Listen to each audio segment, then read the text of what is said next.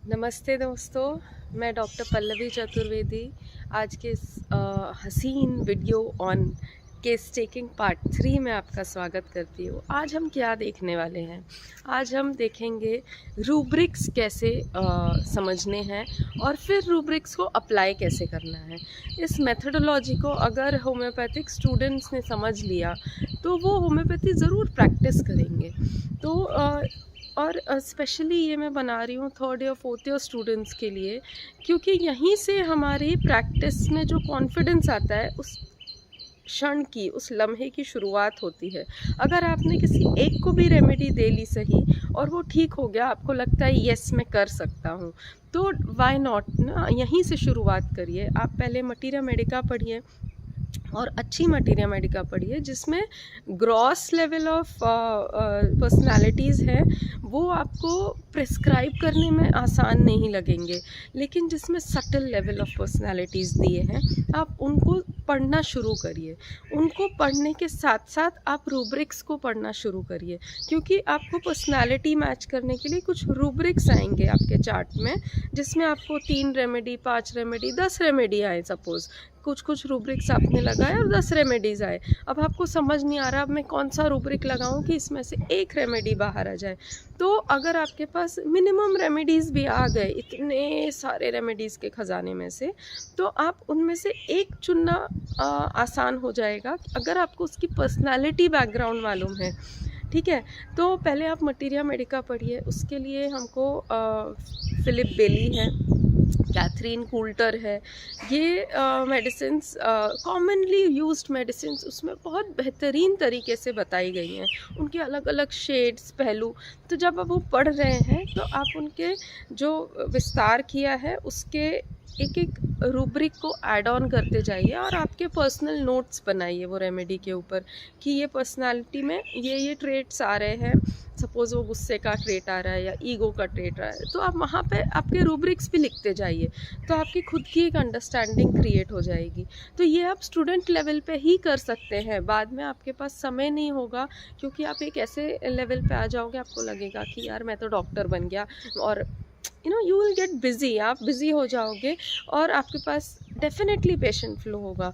तो ये आप कॉन्फिडेंस मत छोड़िए और कॉलेज लेवल से ही इन चीज़ों की पढ़ाई करना शुरू करिए। तो यही कहते हुए मैं बढ़ती हूँ कि आपको रूब्रिक्स कैसे समझने हैं, उनको अप्लाई कैसे करना है।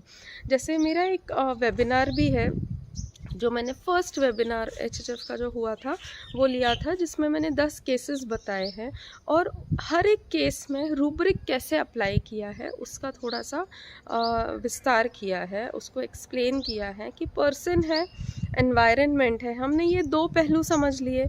बीच का जो एक एक्सिस बनाया था अडेप्टेशन का, तो अडेप्टेशन को हम कैसे वहीं से हमको रूब्रिक कन्वर्जन सीखना है। तो थोड़ा सा मैं और डेप्थ में जाते हुए थोड़ा सा मनोविज्ञान को समझते हैं, साइकोलॉजी को, जो डॉक्टर फ्रूइड ने हमको हेल्प किया है। बहुत सारे साइकोलॉजिस्ट आए, उनने अलग अलग तरीक़ों से माइंड को, इंसान को समझने की कोशिश की है, लेकिन डॉक्टर फ्रूइड का जो है वो लोगों को बहुत सटीक लगा और ऐसा लगा कि हाँ ये डेली एप्लीकेशन में आने वाली चीज़ है, और काफ़ी लोग उनसे अग्री हुए। तो वो उसी की एक बेस की हम हेल्प ले सकते हैं अपने रूब्रिक्स को समझने के लिए, क्योंकि हमारे पास हज़ारों रूब्रिक्स हैं संख्या में। उनको कैटेगराइज अगर हम अभी से करने लगें एक सेल्फ स्टडी के लिए, तो वो आपके लिए इजी हो जाएगा। तो मनोविज्ञान में उनने क्या दिया है ना, कि इंसान के 3 कैटेगरीज़ होते हैं, एक इद, एक ईगो और एक सुपर ईगो। तो इद को कहा गया है उनने जन्मजात प्रवृत्ति है ये उसकी। ईगो को उनने कहा है कि मैं स्वयं, हाँ, तो वो रियलिटी में अपने आप को कैसे पोस्ट करता है, हम उसकी डिटेल समझेंगे। और एक सुपर ईगो है जो पराहम है, एक हम है, मैं हूँ, और एक पराहम है, सुपर ईगो है। तो इनको थोड़ा सा अगर हम समझें तो हमको कैटेगरीज़ बनाना आसान हो जाएगा, और आपको डेली एप्लीकेशन में भी आपको इससे बहुत गाइड मिल सकती है अगर आपने अभी से वो कर दिया तो सेग्रीगेशन। तो धीरे धीरे जाएंगे इसके ऊपर, भले ही मुझे 10 वीडियो बनाने पड़े, लेकिन जो समझना चाहता है वो ज़रूर सुनेगा इस चीज़ को। देखिए, इद जो है ना, उनने बोला है ये प्रिमिटिव कंपोनेंट है। प्रिमिटिव मतलब क्या होता है? ये सदियों से चलता आ रहा है। अगर मेरे माँ के अंदर है तो मेरे अंदर भी आया है, माँ की माँ के अंदर है तो भी वो मेरे अंदर आ रहा है, उनकी माँ के अंदर है तो भी मेरे अंदर आ रहा है। तो ये प्रिमिटिव कंपोनेंट हुआ कि किसी की एक इच्छा अगर संपूर्ण नहीं हो रही है तो वो चलती चली आ रही है, ये प्रिमिटिव हो गया। प्रिमिटिव एज जैसे स्टोन एज है, तो वहाँ से इंसान ने खोज करनी शुरू की, तो वो खोज आज तक जारी है ना। उसके अंदर वो एक प्रिमिटिव इच्छा है कि नहीं, मुझे खोज करनी है। क्या खोज करनी? तो हमारा जो विज्ञान जो है इतना प्रोग्रेस कर रहा है, वो किस लिए कर रहा है? क्योंकि वहीं से वो इच्छा जागृत हुई और वो आज भी मैनिफोल्ड हो रही है। तो ये देखिए, जन्मजात प्रकृति होती है। इसको उन्होंने बताया है कि व्यक्ति की मूल वासनाएं, जो सबसे बेस लाइन पे जो उसकी इच्छाएं रह जाती हैं, दमित इच्छाएं उनने बताया है, रिप्रेस्ड पेंट अप इमोशंस हैं, डिज़ायर्स हैं, ऐसे अर्ज और इम्पल्स हैं, उसके बेसिस पे हमारे पास रूब्रिक्स हैं। जैसे कि आपने देखा जो वेराट्रम का रूब्रिक है, डेल्यूजन हंटर ही इज़, तो एक बार राव सर ने बताया था ये ना इंस्टिंक्चुअल लेवल का रूब्रिक है। उसके अंदर वो एक रहता है, लोगों का हंट करो, शिकार करो और दिखाओ कि मैं कितना महान हूँ और तुम तो बस मेरे पैर की जूती हो। मतलब वो हंटिंग में क्या है ना, वो एनिमल को कुछ नहीं समझता है, वो जानवर को कुछ नहीं समझता है। ऐसे ही वेराट्रम दूसरों को कुछ नहीं समझता है, उसको बस अपना सेटिस्फैक्शन के लिए लोगों का इस्तेमाल करना होता है।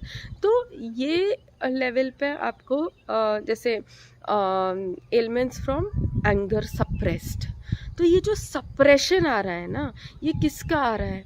ये कहाँ का रूब्रिक हुआ? ये इड के लेवल का रूब्रिक हुआ, जो चीज़ें अंदर रह जाती हैं। Okay, emotion suppress, sexual desire suppressed, तो ये सप्रेशन जो आ रहा है। या फिर आप देखिए जैसे गवर्नमेंट हुआ, वो गवर्नमेंट कैसी इच्छा है ना, बड़ी बड़ी चीज़ें, आलीशान चीज़ें, जिसका कोई ब्रांड हो, जिसका कोई टैग हो, तो ऐसी चीज़ों को उसका डिज़ायर होता है, उसको अच्छी लगती है। तो आप ऐसे रूब्रिक की कैटेगरी बनाइए जो उसके डिज़ायर से, अंदर की इच्छाओं से रिलेटेड होती है। ठीक है, फिर आपकी दूसरी कैटेगरी, और ये कैसी कैटेगरी है ना, इसमें उनको चाहिए कि वो जो इच्छा है ना वो तुरंत फुलफ़िल हो जाए। तो तुरंत का मतलब, जैसे हम टिकट कराते हैं ना, अभी यहाँ आना है, मुझे टिकट नहीं मिल रही, मैं इम्पेशेंट हो रही हूँ, अरे यार मुझे टिकट नहीं मिली, मुझे तो जाना है, तो मैं क्या तत्काल में टिकट कराती। तो उनको चाहिए कि वो तत्काल पूरी हो जाए, उनको उसमें रहना नहीं है कि अभी जैसे कोई लड़की पसंद आ गई एक लड़के को, तो उसको लगता है मैं बस पटा लूँ, और उसी के पीछे वो सोचता है मैं क्या करूँ कि ये पट जाए। तो वो चाहता है कि मैं ऐसा कुछ बोल दूँ और वो तुरंत मुझसे अट्रैक्ट हो जाए और मेरी हो जाए। तो ये जो इच्छा होती है ना, इसमें कोई बाउंड्री नहीं है, इसमें कोई उसको रोकने वाला नहीं है। वो इच्छा मन से कर रहा है, वो कुछ भी कर सकता है, किसी भी लेवल पे जाके सोच सकता है। ठीक है, तो उसका इंतज़ार नहीं, उसके ऊपर कोई बाधाएं नहीं, और वो तत्काल उनका आनंद उठाना चाहता है, उनकी संतुष्टि करना चाहता है और वो सुख भोगना चाहता है। ओके, तो इसमें जो है बहुत, मुझे लगता है बहुत सेल्फिशनेस का कंपोनेंट आएगा। तो सेल्फिशनेस जो आपका रूब्रिक है वो भी इसमें ये कैटेगरी में चला जाएगा, राइट। तो ये हो गया ईद की बात।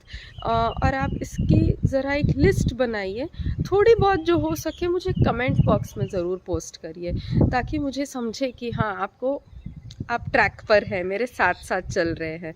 तो हो सके तो ये एज अ होमवर्क करिए और फिर मेरे नेक्स्ट वीडियो का इंतज़ार करिए। Thank you so much.